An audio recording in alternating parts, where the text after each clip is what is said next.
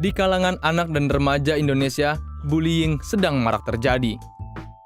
Sebagai orang tua, kita wajib waspada akan adanya perilaku bullying pada anak, baik anak sebagai korban atau sebagai pelaku. Bagaimana mengenali anak yang diindikasi mengalami tindakan intimidasi akibat bullying?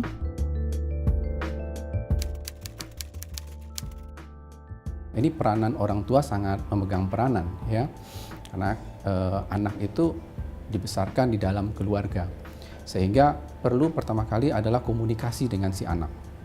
Nah, pendekatan komunikasi tentu tidak hanya pada waktu anak itu dibully sebenarnya, karena tidak sulit kadang-kadang buat si anak menceritakan bahwa saya diperlakukan begini. Si anak bisa merasa malu, bisa merasa takut, bisa merasa dipersalahkan. Jadi orang tua perlu sensitif, perlu lebih peka terhadap si anak. Nah, bila ditemukan bahwa si anaknya yang dibully, si orang tua harus berada di pihak si anak, ya, tidak mempersalahkan si anak. Kemudian orang tua berusaha untuk mencari informasi apa yang terjadi pada si anak ini, di mana yang terjadi kejadiannya, dan siapa pelakunya. Nah, kalau dia di sekolah, sebaiknya kontak dengan pengurus sekolah, guru, atau pegawai administrasi yang ada. Ini menarik. Jadi kadang-kadang kontak atau komunikasi dengan anak kita juga kadang-kadang terbatas. Nah, kita coba luangkan waktu. Jadi kita pada waktu makan, kita mulai bertanya-tanya. Kita pancing si anak. Misalnya di saat kita menonton TV, jika ada sedikit kekerasan, kita tanyakan si anak, apa pendapatan si anak terhadap kejadian yang dilihat itu? Apa komentarnya?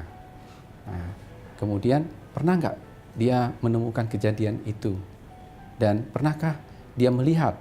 Kemudian apa reaksinya? Dari situ kita akan menggali sehingga kita akan mengetahui.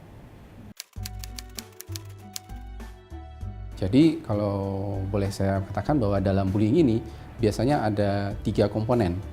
Yang pertama itu ada korban, ada pelaku, dan ada penonton. Nah, ketiga bagian ini bisa saling berpindah-pindah. Kadang yang korban bisa jadi pelaku, yang pelaku juga bisa jadi korban. Malah penonton juga bisa menjadi pelaku.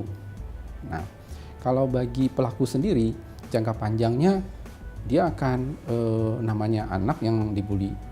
Pada waktu dia tumbuh dan berkembang, tentu dia akan memiliki sifat-sifat nantinya seorang yang bersifat agresifnya lebih tinggi dan menyebabkan nantinya ke depannya mungkin menjadi kepribadian yang jelek buat dia ke depan.